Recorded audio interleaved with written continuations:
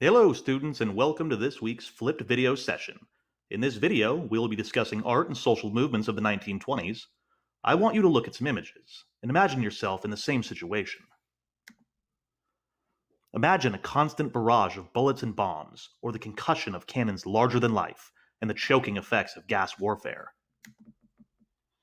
From 1914 to 1918, the entire world was caught up in armed conflict the likes of which had never been seen before.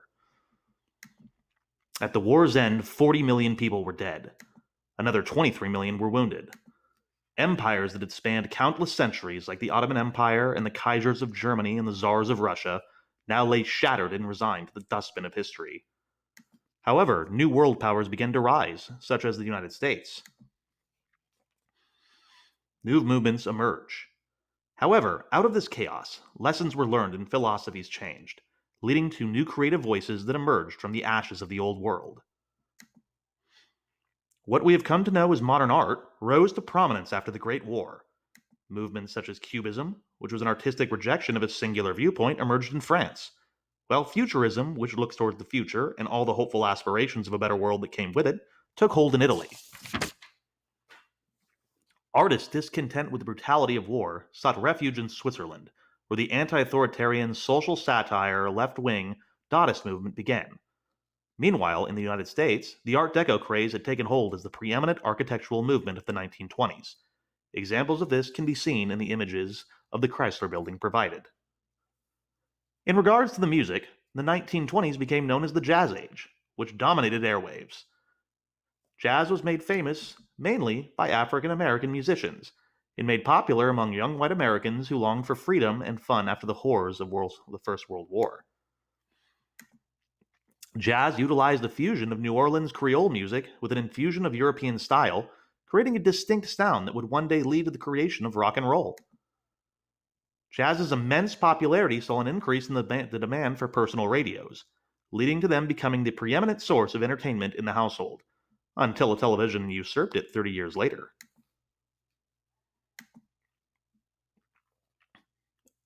I've provided a selection of jazz music here that you can peruse at your leisure after the lecture has been completed. Harlem Renaissance. Jazz led the way in helping another massive art and social movement that began in Harlem, New York in the 1920s. This came to be known as the Harlem Renaissance. During World War I, when the majority of the white population of the United States left to fight the war, as combat troops were still segregated at this time, many African Americans moved north to find work in the heavy industries of the East Coast. This came to be known as the Great Migration. With famous African American writers such as Langston Hughes, Zora Neale Hurston, and Jessie Redmond Faucett, more African Americans than ever began to learn to read, leading to a rapid increase in African American literacy.